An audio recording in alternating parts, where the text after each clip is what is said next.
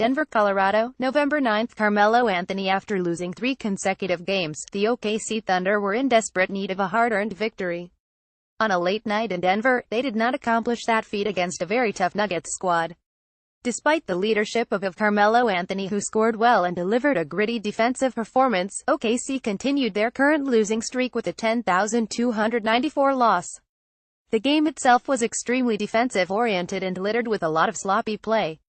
It remained close throughout, going back and forth until the very end. OKC Thunder players continued to get their hands on the ball and force timely turnovers with regularity. Billy Donovan loves to preach defense creates offense, and, at least for tonight, he was correct. It just wasn't enough on this particular evening. After the debacle that was the Kings game, it was tough to see OKC struggle and lose a tough game once again. Denver came in looking for revenge for Russell Westbrook's flagrant back in the preseason, and did just that. They forced Westbrook to play his worst game of the season up to this point. Questions still remain for this particular OKC Thunder team. They seemed to move the ball better in this game but still had their lapses back to ISO-heavy possessions way too frequently. But it's hard to deny that with a defense like they have, the Thunder are a very tough team to play against. They just need the offense to catch up, and fast, because this team is already 3 games below .500. With that said, let's move on to the main event. It's time for some player grades. Page 2. Denver, CO, November 9. Carmelo Anthony. Russell had one of his more frustrating performances of the season tonight. Although he was very aggressive, he shot the ball extremely poorly and didn't move the ball effectively in the second half. Something is up with Westbrook, and it's clear he is trying to force a lot of things. He finished the night with 13.7 rebounds and 5 assists on 622 from the floor. This was one of Andre Roberson's better games this scribe has witnessed in a long time. Roberson was much more active on the offensive end with his numerous cuts and timely passing. He finished the game with 5 assists and allowed the OKC offense to flow better than recent games, even though it wasn't enough. Roberson earns a firm B for these reasons, plus his solid defense and key buckets via a tip-in and defensive boards. George came into the contest leading the NBA in steals, and he continued that trend tonight in Denver.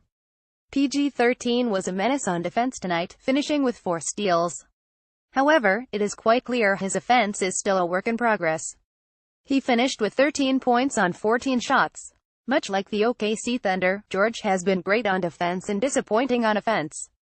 The night started with the home Nuggets crowd raining a few boos down on Carmelo Anthony. What happened afterwards was a downpour of points from the former Denver player. Melo scored 28 points on 10-20 from the floor, 610 from 3, and played solid defense. If Anthony can continue to take more threes rather than mid-range jumpers, OKC's offense will flourish. He was the one bright spot on the offensive end in this game for the Thunder. Steven Adams went down with what appeared to be an ankle injury in the fourth quarter. Up to that point he played solid defense and had a pretty okay offensive performance. Here's hoping he is not seriously hurt. We love the big Kiwi here at Thunder Us Intentions. Page 3. Use your arrows to browse Denver, CO, November 9. Emmanuel Mudiay's bench tonight for OKC was pretty lackluster. They let go of a sizable first-quarter lead and could have been better. One player that stood out from the group, however, was Felton. The backup point guard shot well from mid-range, finishing with 12 points and facilitated the ball well. If he can continue to anchor the second unit with productive minutes, OKC's bench won't be a liability like last season. Mudiay was not someone I expected to be talking about at this point in the recap. But on this evening, Mudiay arguably played the best game in his young career.